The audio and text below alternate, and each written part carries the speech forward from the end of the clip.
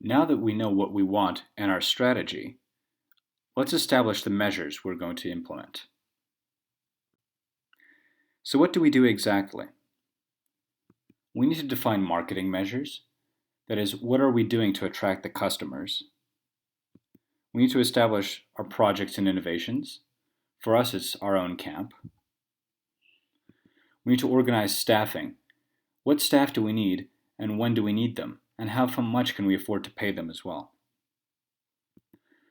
We need to plan our infrastructure, so general costs without depreciation. And we also need to define our investments which are deducted and spread over several years. All of this looks complicated, but in reality is really quite simple if you use the business plan tool. Let's start by working on our marketing measures. Here we can use what we have already learned about our clients. We know that we are going to attract both novices and trained beginners, and we know which information outlets bring them to us. They will hear about us directly, they will consult surfing media, they will consult the internet, they will also go to travel agencies for surfers and to youth travel agencies. Furthermore, we also know which geographical location we will be targeting. Let's have a look at promotion strategies. We can promote directly and through the internet. We'll need a website as well as paid ads to run on a large website such as Google, Facebook, and we can also send them by email. Now, in order to recruit travel agencies, we will need to visit them in person. Calling them will not be enough to arrange a partnership. Lastly, we need to develop contacts to create a media presence. If a client sees one of our ads directly on a surfer-related media, they will be attracted to our business, and it will seem very professional. Knowing all this, we can fill in our business plan tool. We can start with marketing measures. We press Add a marketing measure, which opens a window. Now we can make selections on the type of marketing measure. First, we select our target group. We can choose a measure for either external influencers, product users, or distributors. Here we will choose product users as our target group. And as for our measure, we shall specifically choose additional service.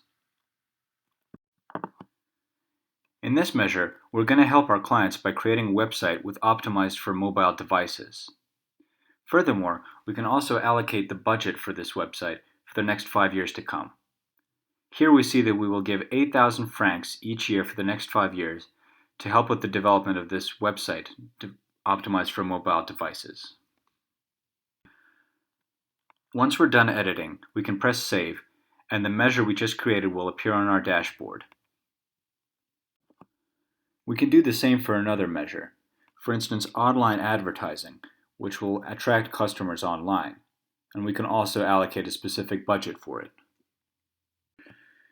If we want to recruit partners as a marketing measure, just like we discussed with travel agencies, then we have to create a measure targeting distributors, such as allocating a budget to have travel agencies promote us through visits or calls.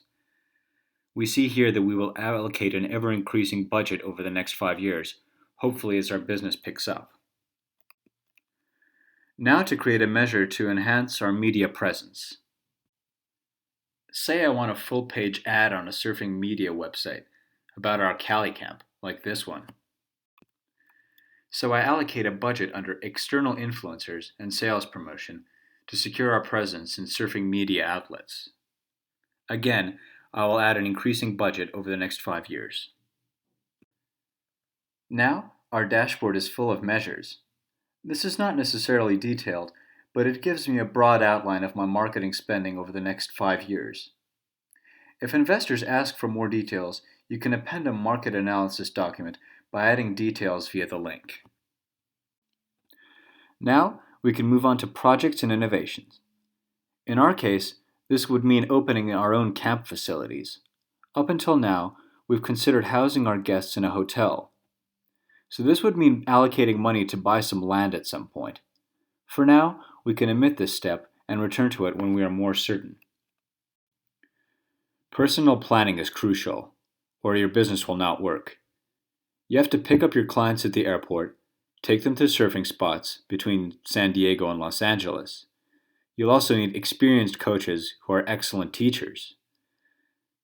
You can add personnel by clicking the Add Personnel button. Now I can add personnel and salaries accordingly. I have a variety of job titles. So here I selected a management position.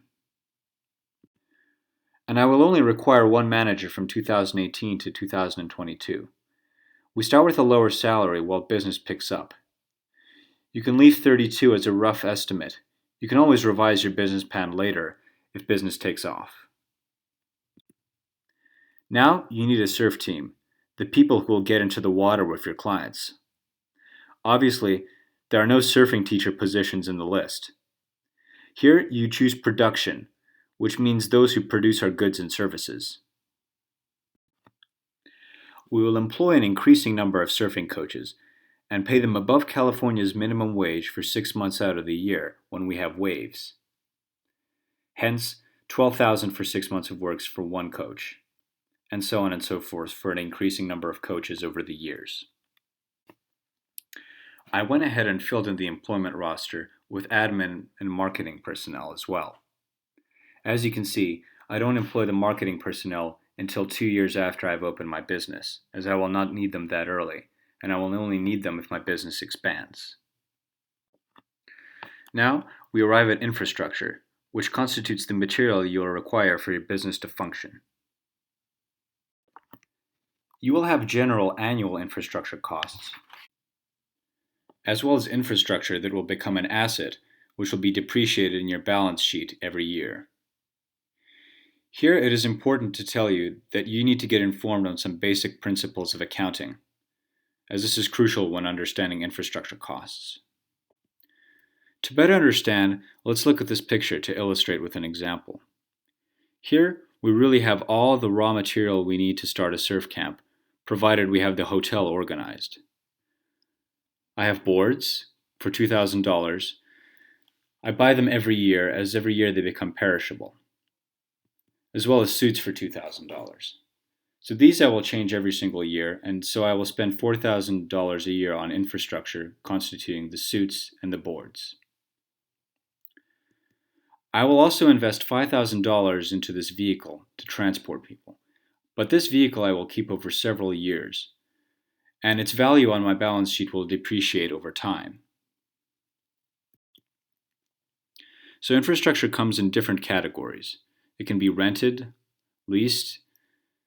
Infrastructure could also mean maintenance and repairs, as well as insurance and administration costs. Let's say maintenance or repairs or equipment type infrastructure, for example. So as I showed you with the picture, I will buy $2,000 worth of boards and $2,000 worth of suits every year, as they will completely perish over the year. And as of the third year of business in 2020, I will buy more, and so I will spend $6,000 on boards and suits. We can save to see the total infrastructure cost. Now, let's add the infrastructure cost for the car insurance. Car insurance falls under property insurance and is crucial in the United States as well as in Switzerland. On top of the insurance costs for the car, you'll also need its vehicle and transport costs. This means gas, repairs, spare parts, etc. This gives the total cost of consumable infrastructure. Now we will add our investments, which will stay more than one fiscal year, but will depreciate over time. Here we buy a Ford Expedition. We classify it as a vehicle, and we write the appropriate price, which is 5,000 francs, as well as the year of acquisition, and importantly also its useful life, over which it will be depreciated. As our business expands, we will want to buy more vehicles to transport a greater number of clients. So we will add further Ford Expeditions to buy in 2018 and 2019. They will also be useful for 3 years each. Now we finished with measures.